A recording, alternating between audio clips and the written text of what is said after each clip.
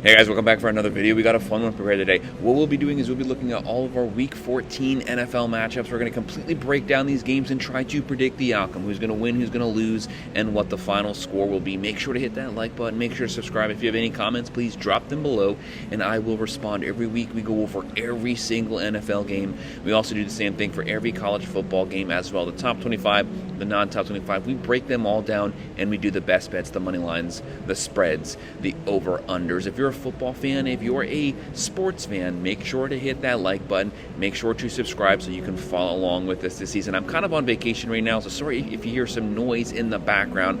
I'm still trying to get this video in. We got a lot of good games. I think we have 12 games right now. We have a lot of teams that are going to be on the bye week this week.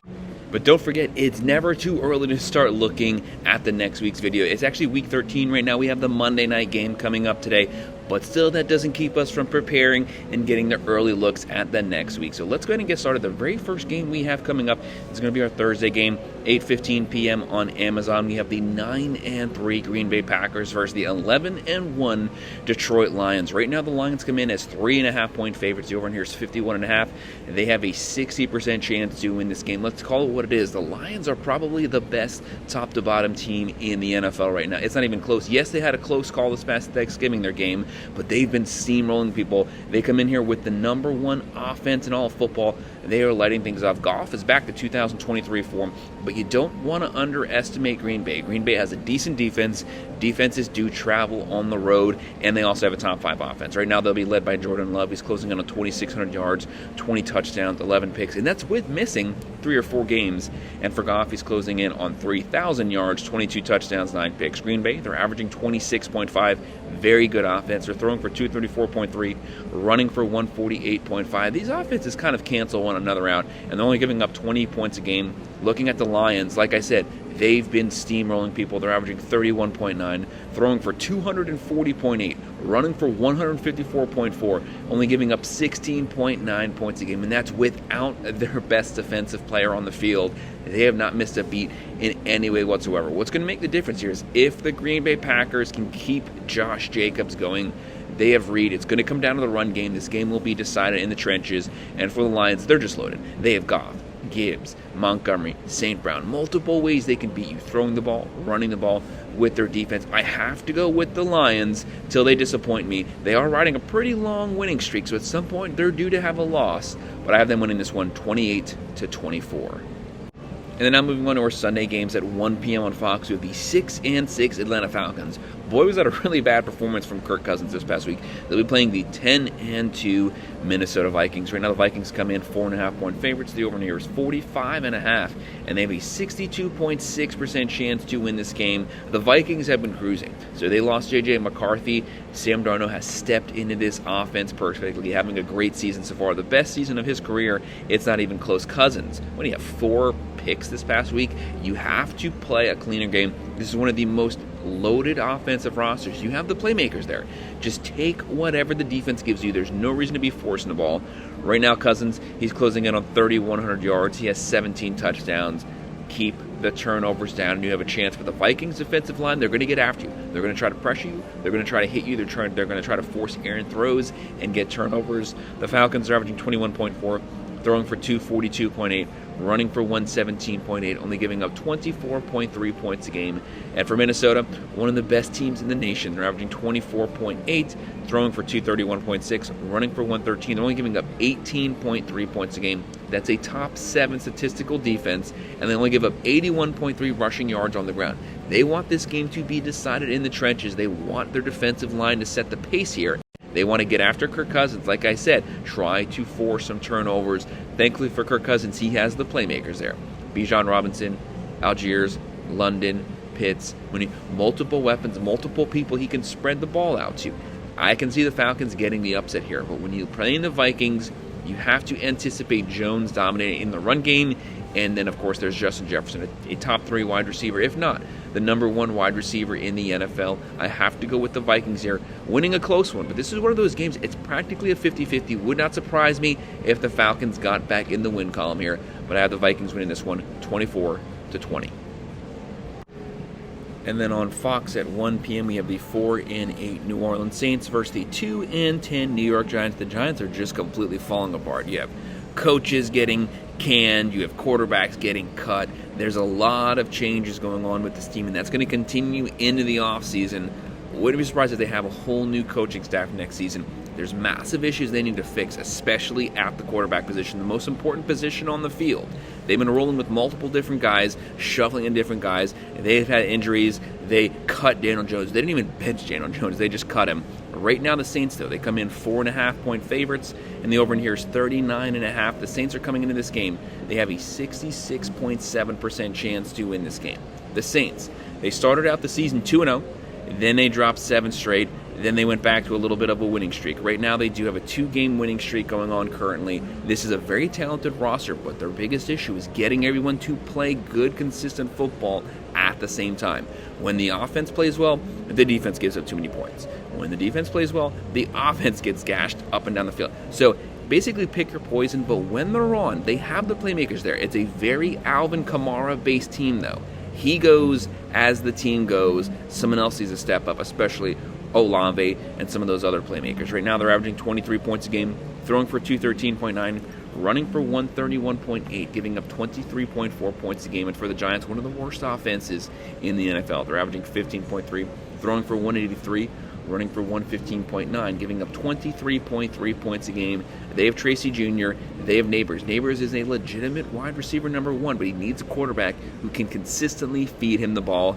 And for the other side, you have Alvin Kamara, who's the leading receiver with 900 yards, the leading rusher with 500 yards. Someone else needs to step up as a playmaker. This is a game that the Saints can win, though. The Giants, very depleted team, very inept offense. Saints should be able to get more than 16 points. If you score 17 points here, you're scoring more than the Giants average. I have the Saints winning this one 26-17. And then our next matchup we're looking at 1 p.m. on Fox, you have the 3-9 Carolina Panthers. Props to them. They're no longer the worst team in the NFL. They've slightly slid up just a couple spots, but Bryce Young, since he's come back as a starter, has been playing much better football. They've actually been averaging some points. They'll be playing the 10-2 Philadelphia Eagles. Not a team you want to play right now. Right now, the Eagles are just crushing teams, playing good on both sides of the ball. The difference maker here is since the second half of last season, they had massive turnover problems. They've been playing clean, non-turnover football this season, and their defense is playing at a playoff caliber level. They come in here 13-point favorites at home. The over-under is 45.5. They have a 86% chance to win this game. So right now, Vegas just has them literally beating the crap out of the Panthers. Looking at the playmakers here, obviously you have Bryce Young getting the nod for the Panthers, averaging 18.1 points a game, which is actually a lot higher than it was in previous weeks. They're throwing for 187.1, running for 105.3, giving up 30.5 points a game. That is the worst statistical defense in the NFL, but it's actually better because it was hovering around 34 a couple weeks ago. And for the Eagles, they have Hurts, who's lighting things up to the air, lighting things up on the ground. Just make sure you keep the turnovers down.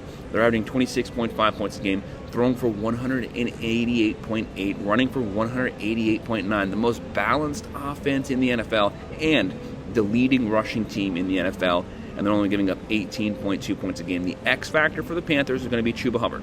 Everyone knows he's running the ball, and yet still he's continuing to consistently pick up yardage on the ground, and the Eagles are loaded. Saquon Barkley is 1 yard from 1,500. He's on pace right now to probably get 2,000 rushing yards. They have A.J. Brown.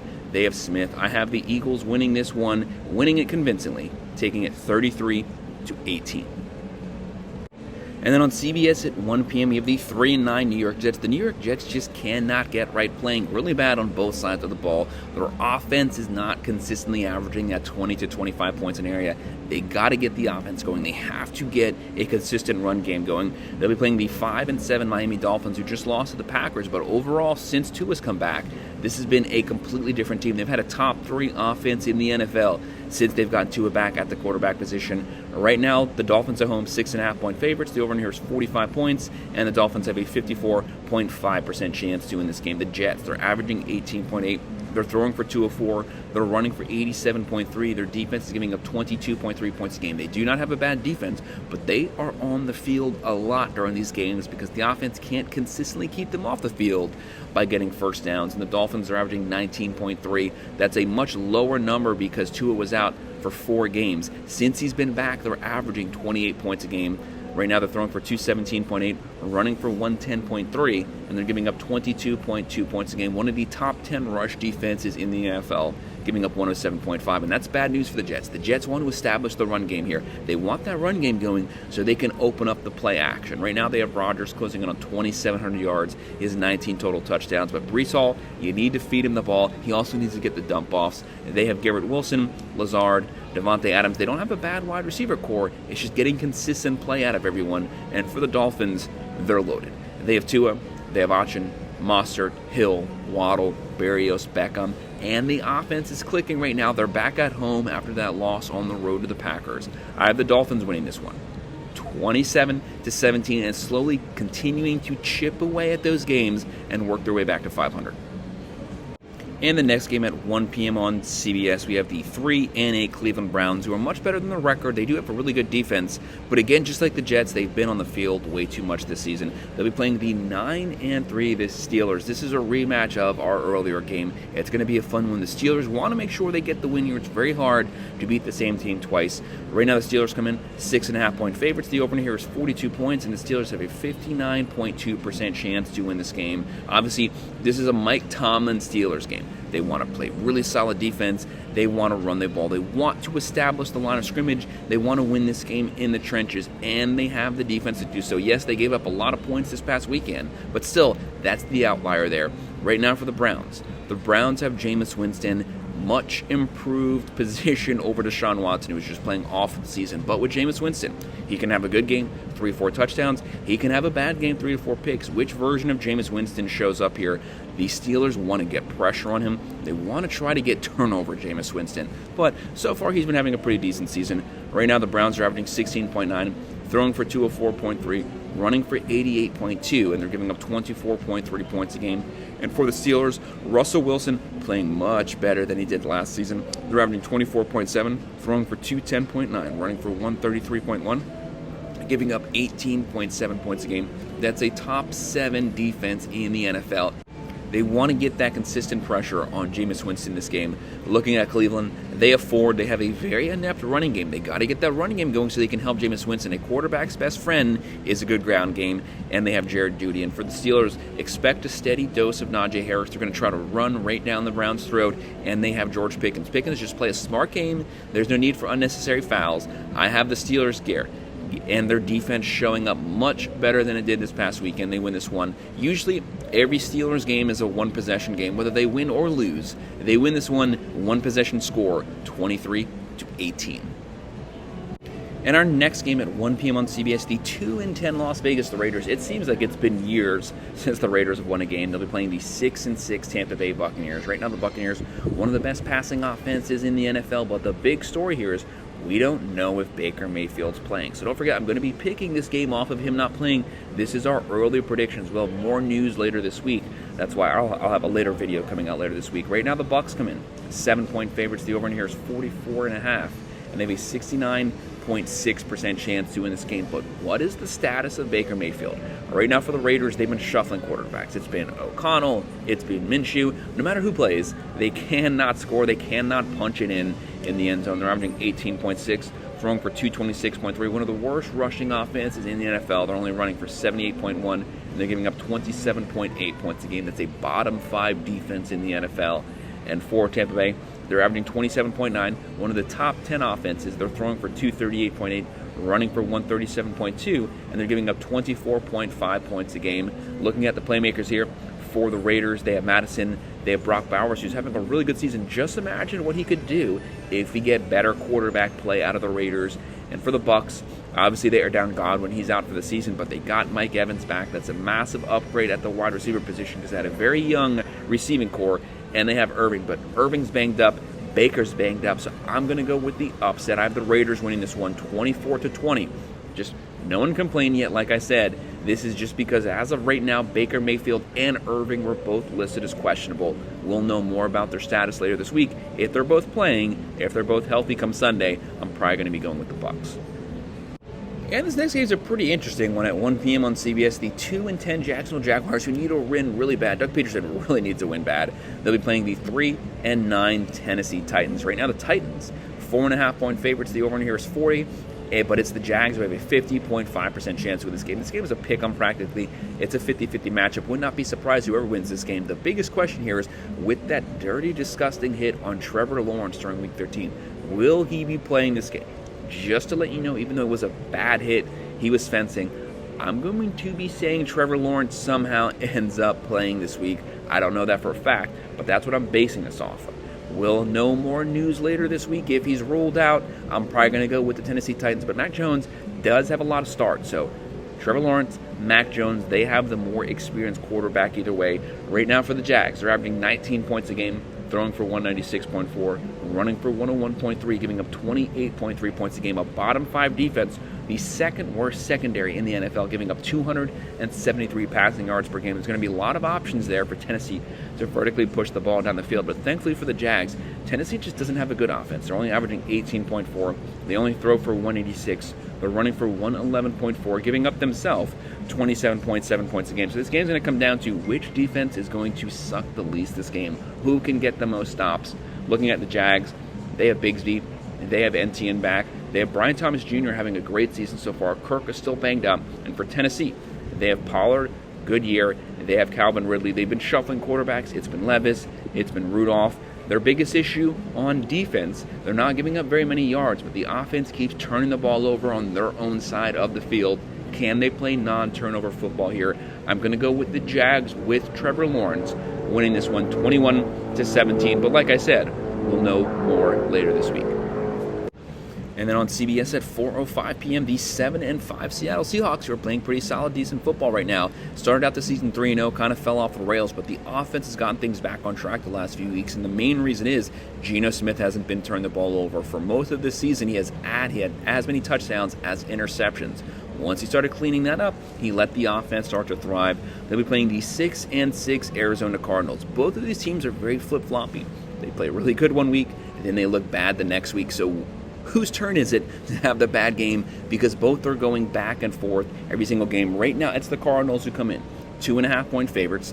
The over-under is 45.5, and they have a 58% chance to win this game. But I could see this game easily going either way. Both of them basically have a 50-50 chance to pull out the win here.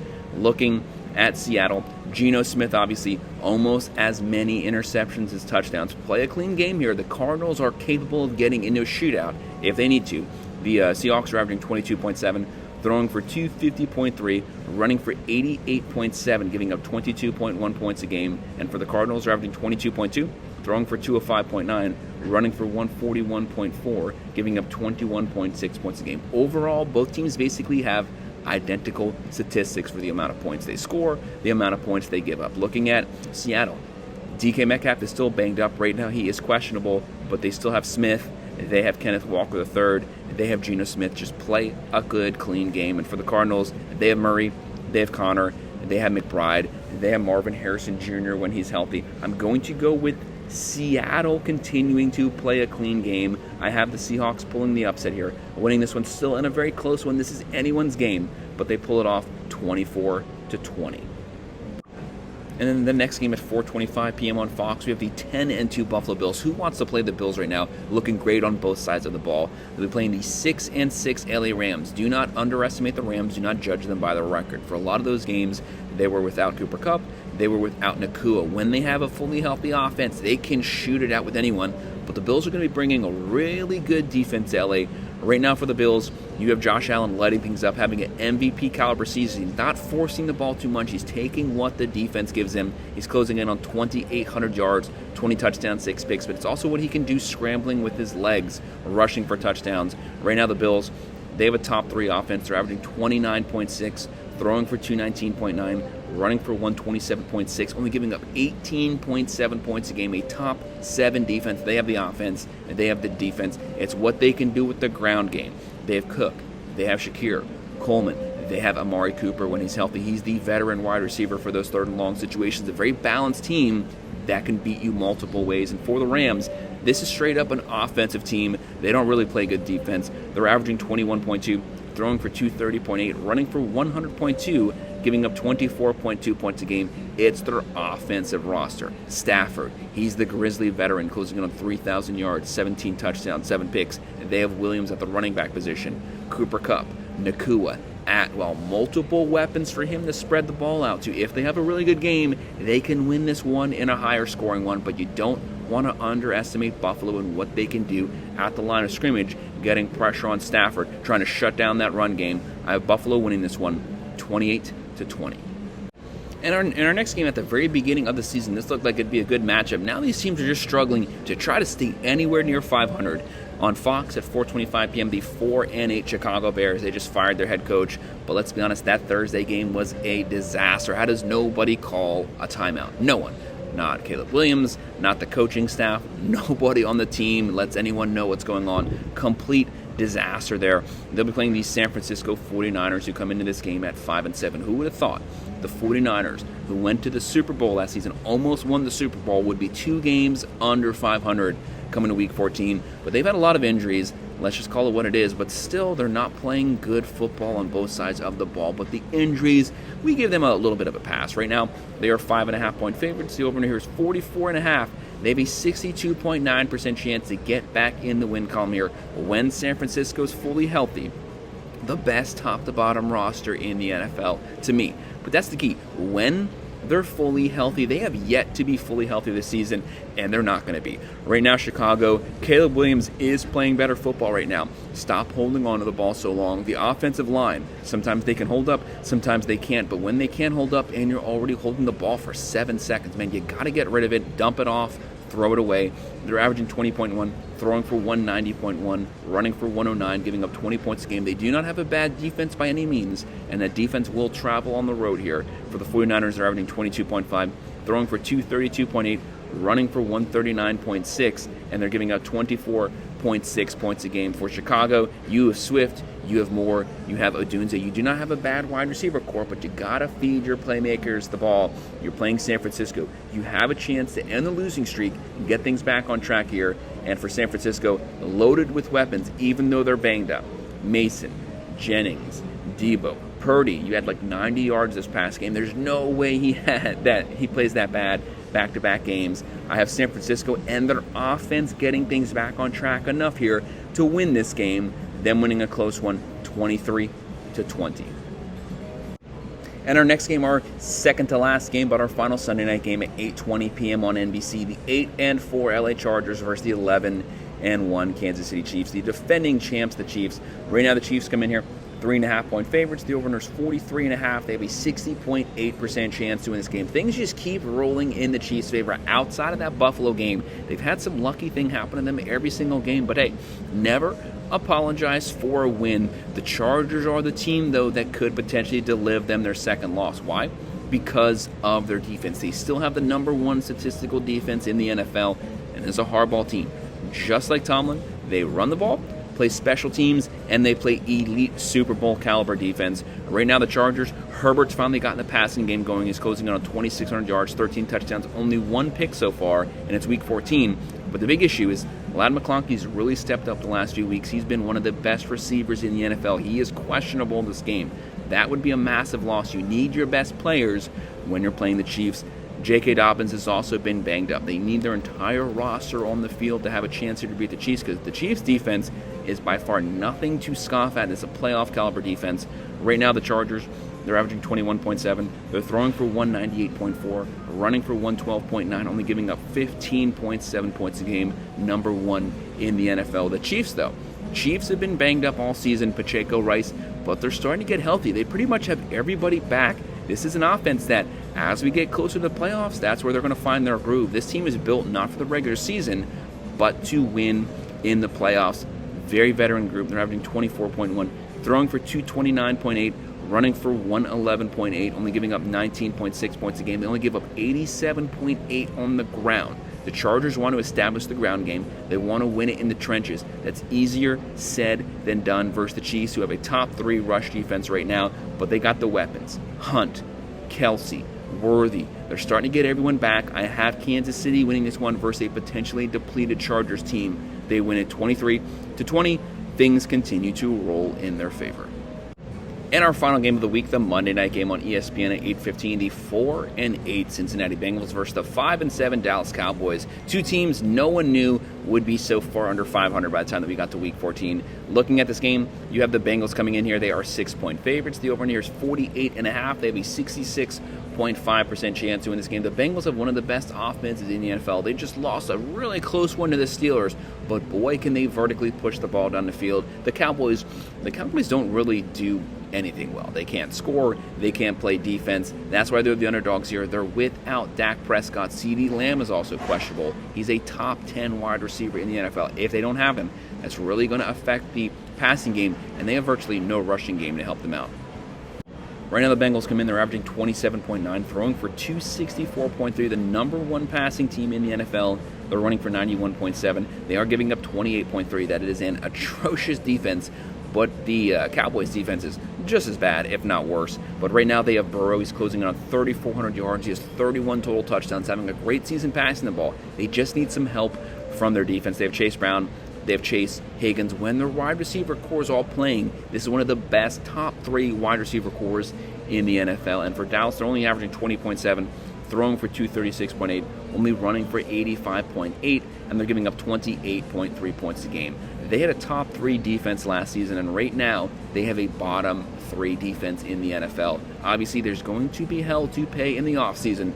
People are going to start getting fired. Could be the whole coaching staff gets canned. Right now, they have Rush. They have Dowdle, who's the leading rusher, and he only has 600 yards, so he's averaging about 40 to 50 yards per game. CeeDee Lamb is out. That's going to definitely affect the passing game. The Cowboys cannot run the ball. Their strength used to be their offensive line, their run game, their defense. All 3 of those factors are all really bad this season. They need a rebuild, but where do you start? Lots of holes here. The Bengals, we know what they do well. They play offense. They don't play good defense, but at least we can count on their offense showing up no matter who they're playing. I have the Bengals winning this one 28-23. So that's going to wrap it up. That's all of our early Week 14 NFL picks and predictions, guys. Sorry if there was noise in the background. Like I said, I am currently on vacation, but I wanted to make sure to get this video out. Make sure to hit that like button. Make sure to subscribe. If you have any comments, please drop them below, and I will respond. Thank you.